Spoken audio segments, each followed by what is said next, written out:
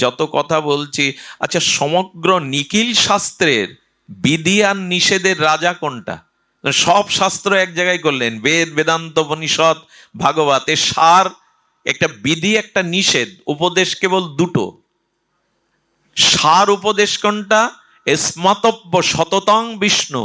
নিখিল শাস্ত্র বলছেন শাস্ত্রের বিধি বা রাজ উপদেশ ভগবানকে স্মরণ করো। আর নিষেধ কোনটা? কখনো ভগবানকে ভুলে যেও না। এই হলো বিধির রাজা আর নিষেধের। স্মতব্য সততং বিষ্ণু ন স্মতব্য জাতুচিত। কখনো ভগবানকে ভুলে যেও না, এটাই হলো নিষেধের শ্রেষ্ঠ উপদেশ। আর বিধির উপদেশ স্মতব্য সততং বিষ্ণু, সর্বদা ভগবানকে।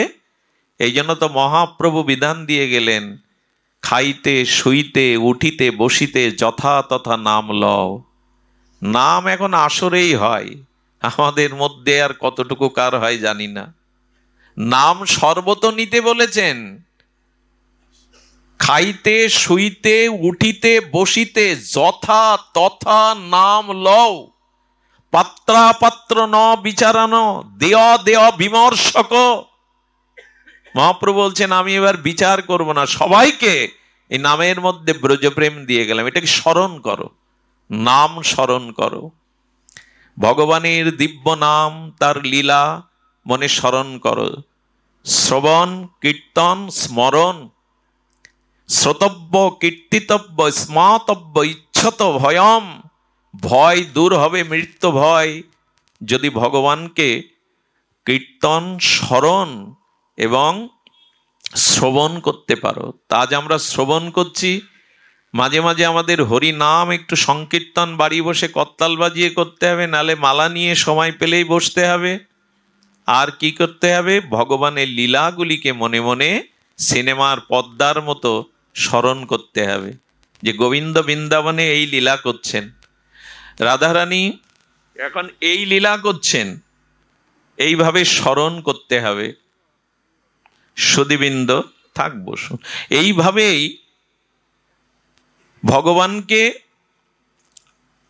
শ্রবণ কীর্তন স্মরণ, এই তিনটি সাধনের শ্রেষ্ঠ অঙ্গ। তার মধ্যে অগ্র শ্রেষ্ঠ শ্রবণ, হরিকথা শ্রবণ। সাধুমুখে ভগবানের কথা শ্রবণের দ্বারাই আমাদের ভক্তির সূচনা হবে, ভগবানের চরণে স্মরণের আকুতি জন্মাবে। এটা কেমন জানেন? নষ্ট তো হয়েছে আমার এই মন। ওই যে বললাম চুরি করে নিয়ে গেছে সদ্গুণগুলো, অসৎগুণগুলো ঢুকিয়ে দিয়ে গেছে। তো শ্রবণের দ্বারা কি হবে শুনুন, সংক্ষিপ্তভাবেই বিশ্রাম কথা। খুব মূল্যবান গুরু মহারাজ রাধাকুণ্ডে তার অমীয়, তার সেই দিব্য অনুভূতির এই বাণী শুনিয়েছিলেন জগৎবাসীকে সাধুমুখে হরিকথায়। আচ্ছা, জল আকাশ থেকে বৃষ্টি হয়ে পড়ল, জল যখন আকাশ থেকে পড়ল তখন স্বচ্ছ ছিল, কিন্তু ড্রেনে পড়ে, পোকামাকড়ের মধ্যে পড়ে, ধুলাই পড়ে তখনই জলটা দূষিত হয়ে গেল। জল কিন্তু শুদ্ধই ছিল। তেমন আমাদের আত্মাটা, আমাদের মনটা পূর্বে শুদ্ধ ছিল, কিন্তু এই জগতের কামনা বাসনা ধুলাবালিতে এসে যেই মিশলো অশুদ্ধ হয়ে গেল। এখন এই জলের গতি কোন দিকে? নিচের দিকে তো, নাকি মা? জলের গতি কোন দিকে? নিম্নগামী। জল যেতে যেতে কোথায় যেতে চাই জানেন? নালা দিয়ে, তারপরে ড্রেন দিয়ে, খালে গিয়ে, তারপর নদীতে গিয়ে, তারপরে একেবারে নদীর তরঙ্গায়িত অপ্রতিহতা গতিতে সাগরে। এই তো জলের গতি। আবার সাগর মেঘকে দিয়ে দিল, এই তো জলের গতি প্রকৃতি। কিন্তু জলটা ড্রেনের মধ্যে যেতে গিয়ে ড্রেনের একটা ক্ষত হয়ে গেছে, গর্ত হয়ে গেছে, ওই গর্তে আটকে গেল। গর্তে যখন আটকে গেল তখন জলের স্রোত আর রইল না। আচ্ছা, গর্তে আটকানো জল 1-2 মাস পরে কি হয়? ধুলো এসে পড়ে, তাই না? আবর্জনা এসে পড়ে, আকাশ থেকে গাছের পাতা পড়ে, তাতেও দূষণ হয়ে যায়। পবিত্র থাকে কি? আকাশ থেকে পড়েছিল বৃষ্টির ধারা হয়ে শুদ্ধ, কিন্তু গর্তের আবর্তন হওয়ায়, আবর্তিত হওয়ায় ধুলা বালি পোকা মাকড় এসে দূষিত হলো। আচ্ছা, জলের 3টি স্বভাব, ওই 3টি স্বভাব ওর মধ্যে নষ্ট হয়ে গেল। জলের 3টি স্বভাব কি? স্নান, ওই জলের স্নান করা যাবে পোকামাকড় জলে?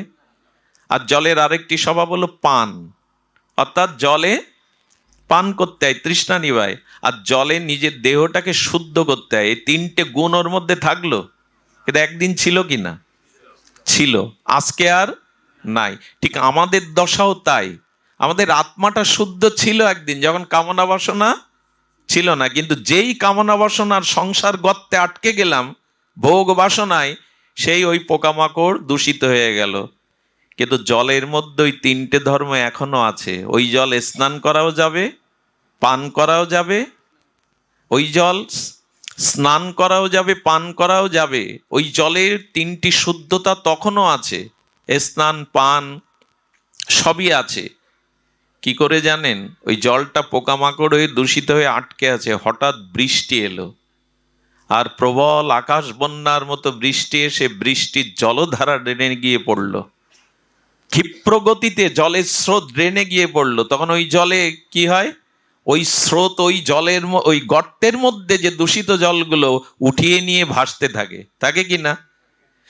বৃষ্টির স্রোতের জল যখন ওই গর্তের আবর্তে গিয়ে ওই জলটাকে তুলে নেয়, স্রোত বইছে, ওই স্রোতে তুলে নিয়ে ছুটতে লাগলো, ছুটে নদীতে পড়লো, নদী থেকে গঙ্গায়, গঙ্গা থেকে সাগরে। যখন গঙ্গায় পড়লো, সাগরে গেল, তখন স্নান করা যাবে কিনা? তখন গঙ্গার জল পান করা যাবে কিনা? স্নান করে শুদ্ধ হওয়া যাবে কিনা? সব পোকামাকড় চলে গিয়ে গঙ্গায় পড়ে শুদ্ধ হলো। ঠিক এই কথাটি ভগবানকে অনেক জন্ম ভজন করিনি, এ মনে ভগবানের স্থান অনেক জন্মই দেয়নি, এই মনে ভগবানের স্মরণ মনন করিনি, তাই কামনা বাসনায় জলটা দূষিত হয়ে আবর্ত হয়ে আছে। এখন যেখানে সাধু সঙ্গের মেঘ হবে, কিসের মেঘ? সাধু সঙ্গের মেঘ। ওই সাধু সঙ্গের মেঘ হতে আর মেঘরূপ বক্তার মুখ দিয়ে যখন হরিকথার অমৃত বৃষ্টি হবে, আর সেই হরিকথারূপ বৃষ্টি আমাদের কানে গিয়ে হৃদয়ে ঢুকবে, তখন হৃদয়ের গতি আবার ভগবানের দিকে ছুটিয়ে নিয়ে যাবে। কান দিয়ে হরিকথা শ্রবণ করলেন তো মনে হরিকথা প্রবেশ করলো, আর হরিকথা হৃদয়ে গিয়ে মনের গতি ভগবানের দিকে ছুটালো। এখন যেমন আপনাদের মনের গতি ভগবানের দিকে শ্রবণ করতে হবে, সাধুমুখে হরিকথা শ্রবণ করতে হবে, এটাই চিত্ত শুদ্ধি করার একমাত্র উপায়। আমি খুব গর্ব করে বলতে পারি, এটা আমার দেখা, আমার জীবনে উপলব্ধি করা, রাধা কুণ্ডে নবদ্বীপে ভাগবত কথা যেখানে হয়, সেখানের মতো পরিবেশ অন্য কোনো অনুষ্ঠানে আপনি পাবেন না। এরকম পরিবেশ আপনি চাইলেই গড়তে পারবেন না। কারণ হরিকথা শ্রবণী জীবের সংসার ক্ষয় আর ভগবানের ভক্তির উপচয়ের একমাত্র প্রধান কারণ। আপনি হরিকথা সাধুসঙ্গ ব্যতীত অন্য কোনো সাধনার দ্বারা ভগবত কৃপা লাভে সমর্থ হবেন না। এই জন্য আগে শ্রবণ। কোথায় যাবেন সে জিনিসটাকে জানবেন না, কোথায় আপনার গন্তব্য সেটা না জানলে পথে উঠুন আপনি। আচ্ছা, পথে কেউ চলছে, যদি জিজ্ঞাসা করেন কোথায় যাবেন, তো জানি না, তাকে কি বলবেন? যদি বলে কোথায় যাব জানি না, কি বলবেন তাকে? ভবঘুরে বলবেন কি না? তো ভগবত একমাত্র জানিয়ে দেয় তোমার গন্তব্য কোথায়, তোমাকে কোথায় যেতে হবে। সেটা না জানলে পৌঁছাবেন কি করে? এই জন্য হরিকথা শ্রবণ করতে হবে। তবে ধন্য আপনারা, আমার এলাকার মানুষ বলে বিল্লমঙ্গল এইখানে বসবাস ছেড়ে ওই দিকে গিয়ে বাস করো। ওরা মনে হয় মোবাইলে দেখে যে এই যে ভাঙা, মকসেদপুর, টেকেরহাট এসব দেখে, দেখে বলে ওইখানে তোমার কথা শুনতে এত ভক্তরা আসে। ওরা আমাকে আমার স্বরূপ বুঝতে পারেনি, বুঝলে তাড়িয়ে দিত, তো এই জন্য হয়তো আসে। বলে না দাদা, আমাদের এদিকেও ভক্ত হয়, কিন্তু ওরা হরিকথা এরকম নীরবে শ্রবণ করে। আমার মনে হয় আপনাদের এই বৃহত্তর অঞ্চলে কোনো মহামানবের কৃপা আছে। হরিকথাতে যেখানে রুচি আছে জানবেন, সেখানে ভগবত ভক্তি হবেই হবে, সেখানে কল্যাণ হবেই হবে। এই জন্য ভাগবত কথা প্রয়োজন। হরিকথা ছাড়া চিত্ত শুদ্ধির অন্য কোনো উপায় নেই, শ্রবণ। এরপরে বললেন কীর্তন। এই কীর্তনাঙ্গ ভজনই এই ঘোর কলিকালে অন্ধকারে একমাত্র আলো।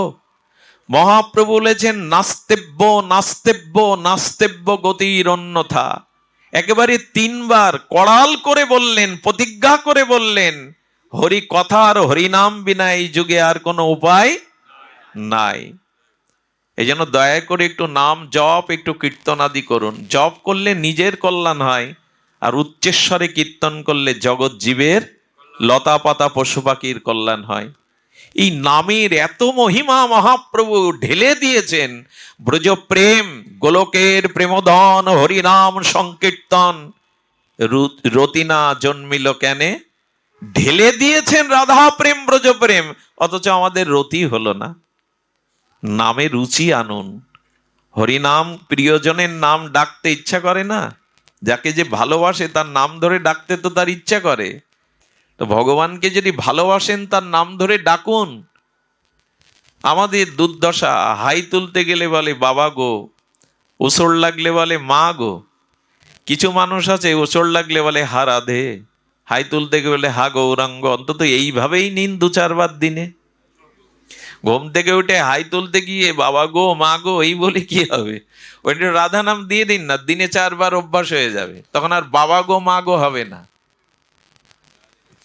আর ছেলে মেয়েদের নামগুলো ঋষিদের নামে, ভগবানের নামে রাখুন গুরুদেবের কাছ থেকে।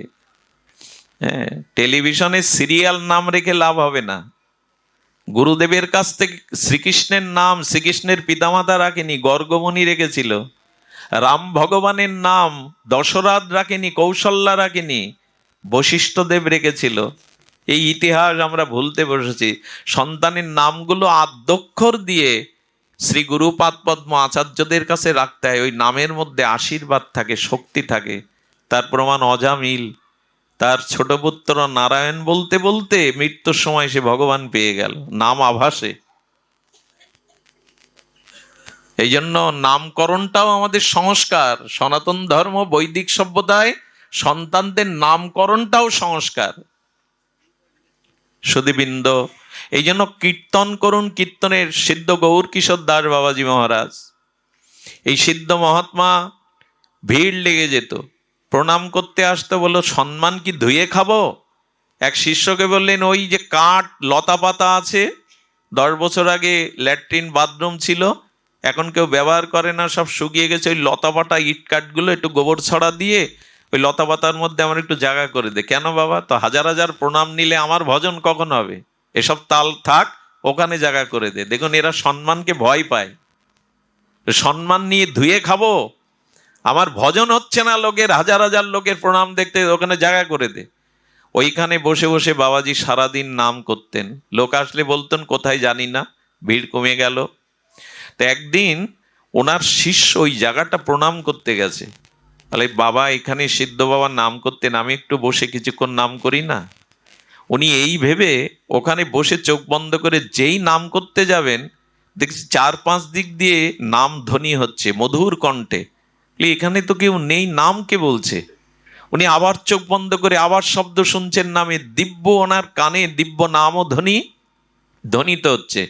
চারিদিকে তাকিয়ে দেখে কেউ তো নেই। হঠাৎ লক্ষ্য করলেন চোখ খোলা রেখে, সিদ্ধ নামনিষ্ঠ মহাপুরুষ ওখানে বসে জপ করেছে বিদায় ওনার দিব্য স্পর্শে ওখানে ইটগুলো কাঠগুলো থেকে নাম ভেসে আসছে। হরে কৃষ্ণ হরে কৃষ্ণ। কাঠগুলো থেকে নাম ভেসে আসছে।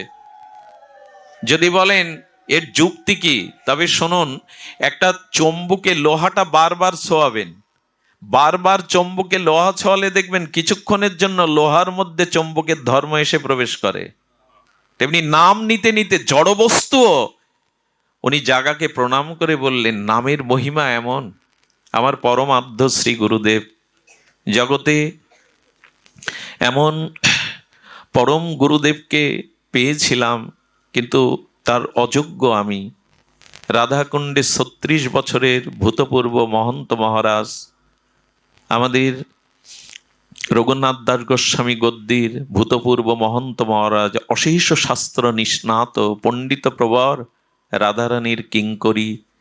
সারাটি জীবন তিনি গ্রন্থ চয়নে হরিকথা প্লাবন বইয়ে দিয়েছেন বৃন্দাবনে রাধাকুণ্ডে।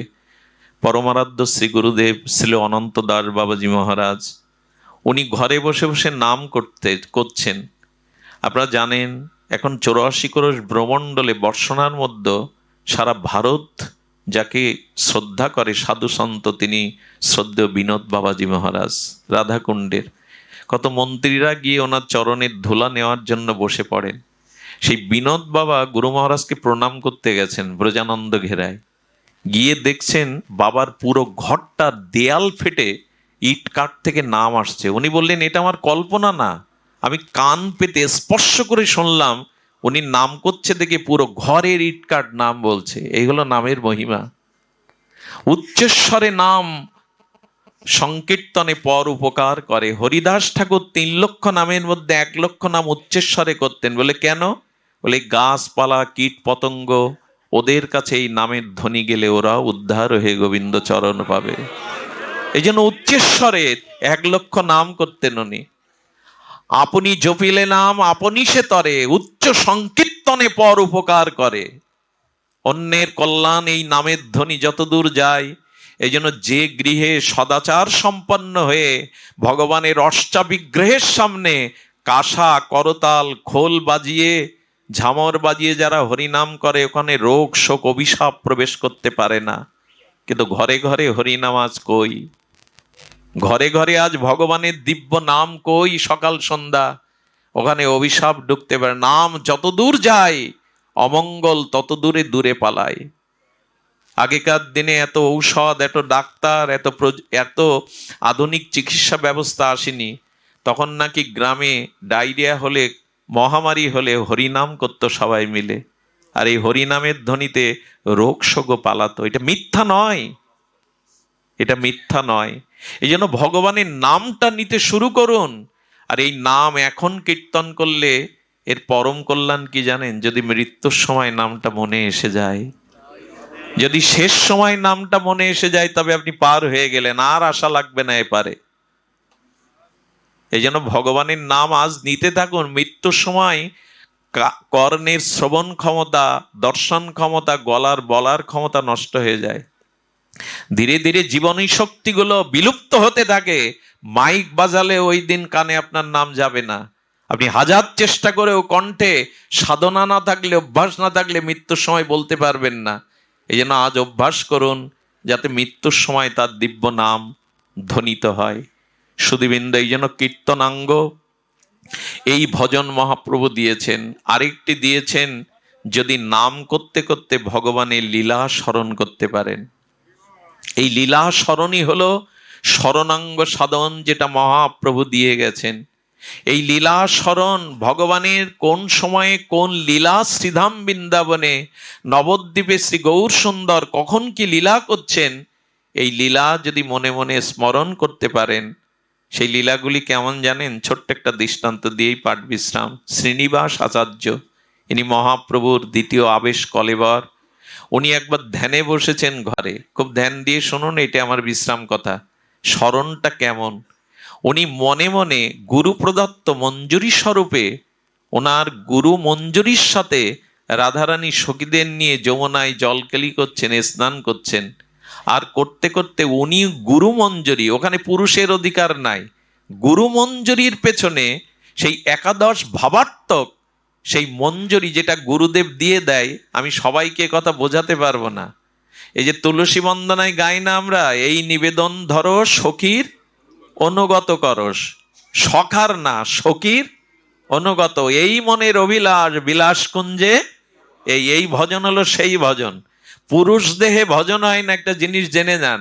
ভজন করতে গেলে নারী দেহ লাগবে, তবে এই মায়েদের যে নারী দেহ তা না, রাধারানীর দাসী, রাধারানীর কিঙ্করী। ওইখানে দিব্য দেহ গুরুদেব দিয়ে দেবে। তোমার বয়সেই, তোমার পোশাকেই, তোমার সেবাই, তুমি মালা গেতে যুগলের গলে পরাবে, অর্থাৎ বিজন সেবা করবে, সেবা দিয়ে দেয় গুরুদেব। তো উনি কি করেছেন? গুরু মঞ্জুরির সাথে রাধারানীর জলকেলি দেখছেন। দেখতে দেখতে রাধারানীর নাকের মানে কর্ণের দুলটা হারিয়ে গেছে। খুব ধ্যান দিয়ে শুনুন। আচ্ছা, কর্ণের দোল হারিয়ে গেছে কোথায়? যমুনায় না মনে মনে স্মরণ করছেন? মনে মনে স্মরণ করতে করতে দেখছেন যে রাধারানীর কর্ণের দুল হারিয়ে গেছে। রাধারানীর কর্ণের দুল কি একটা? কিন্তু ওই দুল শ্যামসুন্দর দেখে বড় আনন্দ পান। তাই রাধারানী সখীদের বলছেন, আমার দুল খুঁজে দে।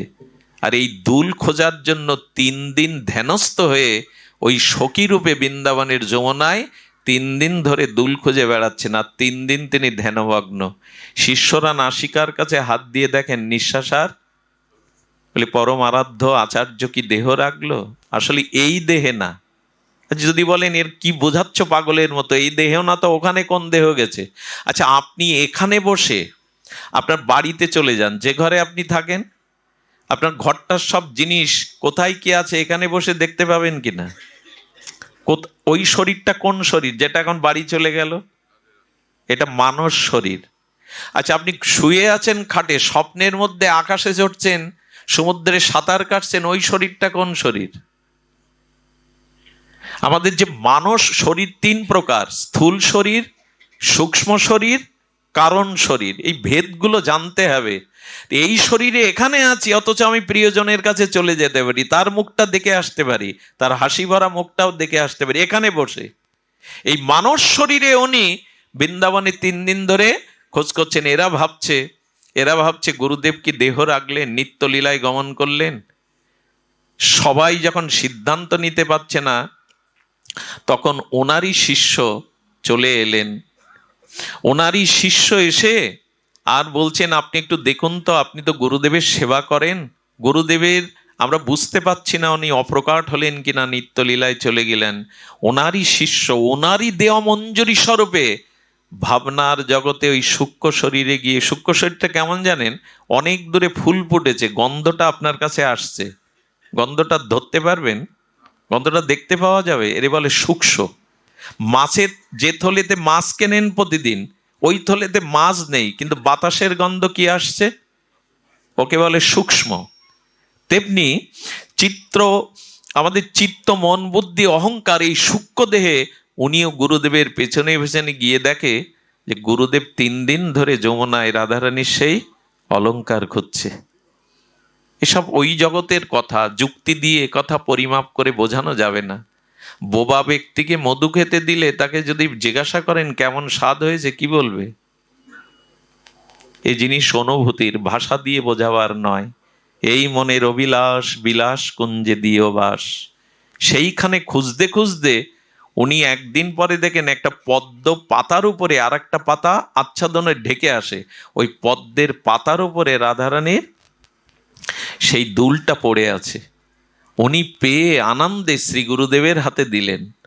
আচ্ছা, উনি পেয়ে রাধারানীর কাছে ছুটতে পারতেন না? কিন্তু নিয়ম হলো সাধন ভজন গুরু আনুগত্যে করতে হবে। গুরুর বাইরে লাভ দিতে গেলে হচটকে পড়ে যেতে হবে। উনি শ্রী গুরুদেবের কাছে দিলেন, শ্রী গুরুদেব ললিতার কাছে নিয়ে গেলেন, ললিতা রাধারানীর কাছে নিয়ে গেলেন। লাভ দিয়ে যেতে যাবেন না, ক্রম আছে, সিঁড়ি আছে। আর রাধারানী পেয়ে, শ্যামসুন্দরের প্রিয় এই অলংকার পেয়ে বড় আদর করে বুকে চেপে ধরলেন। কে খুঁজে নিল? রাধারানীর কটাক্ষ করুণার দৃষ্টি ওর দিকে দিয়ে দিল। এই যে রাধারানীর একটা করুণার দৃষ্টি পেয়ে রাধারানী প্রসন্ন হয়েছেন, এতেই মাঝে মাঝে গোবিন্দ রাধারানীর প্রেমকুঞ্জে হাত জোর করে দাঁড়িয়ে ললিতা বিশাখাকে অনুরোধ করেন, একটু চরণ সেবার জন্য ভেতরে যেতে পারি? শ্রীকৃষ্ণ জগৎগুরু, রসাচার্য, রসিকেন্দ্র মৌলি, কিন্তু প্রেমময়ী রাধারানীর চরণ পাওয়ার জন্য তাকেও অনুমতি নিতে হয় কুঞ্জে যাওয়ার। কখনো কখনো রাধারানীর চরণটা তিনি মস্তকে নিয়ে, বুকে নিয়ে জড়িয়ে ধরেন। দেহি পদপল্লব মৌদারাম, হে রাধে, তোমারই চরণ পল্লব মাঝে মাঝে বুকে জড়িয়ে ধরে গোবিন্দ প্রীতি করেন। এই জন্য রাধা কৃষ্ণকে জাগতিক দৃষ্টিতে কখনো দেখবেন না। একটা শিশু আয়নার মধ্যে নিজেকে দেখে, ওর সাথে খেলতে চায়, জড়িয়ে ধরতে চায়, এটা কি ওর অপরাধ? তেমনি রাধা কৃষ্ণ 2 নয়, একই জন, নিজের সাথে, নিজের স্বরূপের সাথে নিজে খেলছেন। এখানে রক্তমাংসের যুবতী সুন্দরী নয়, রাধা মাধব একই শক্তি, একই আধার, আলাদা নয়, নিজের সাথে নিজের অন্তরঙ্গ খেলা। এইভাবে লীলাতে সন্তুষ্ট হয়ে রাধারানীর কৃপা পেলেন, উনি দেহে ফিরে এলেন। এই জন্য মনটা খালি রাখবেন না। ভগবানের এই লীলাগুলো যখন শোনেন, গোবিন্দ গোষ্ঠে যাচ্ছে, কেমন নীল আকাশ, চারিদিকে যমুনা, আর স্নিগ্ধ গন্ধ ভেসে আসছে। গাভীগুলিকে সামনে নিয়ে গোবিন্দ মুরলীধারী বাঁশি বাজাতে বাজাতে, একবার একটু কল্পনা করুন তো, মনটা শুদ্ধ হয়ে যাবে। গোবিন্দ মুরলীধারী শ্যামসুন্দর মদনমোহন চলেছেন, সাথে সখাগণ। এইভাবে একবার একটু ভাবলেই দেখবেন মনটা আনন্দে ভরে যাবে। তাহলে শ্রবণ, কীর্তন, স্মরণ, এর দ্বারাই আমাদের চিত্ত, আমাদের মন ভগবানে অর্পিত হোক। আমি যদি কোনো কথা বলার ক্ষেত্রে আপনাদের হৃদয়ে ব্যথা পৌঁছায়, আমি করজোরে ক্ষমা চাইছি, ব্যথা নেবেন না। সকলে মিলে আশীর্বাদ করবেন। আজকের হরিকথা এখানেই বিশ্রাম। শ্রীগুরু প্রেমানন্দে গৌর হরি বল। জয় রাধে। নমস্কার, রাধে রাধে। সুধী ভক্তবৃন্দ, গৌড় নিতাই মিডিয়া চ্যানেলে আপনাকে স্বাগত। যদি ভিডিওটি ভালো লাগে তাহলে সাবস্ক্রাইব করে রাখুন। নতুন নতুন ভিডিও জন্য গৌড় নিতাই মিডিয়ার পাশেই থাকুন। রাধে রাধে।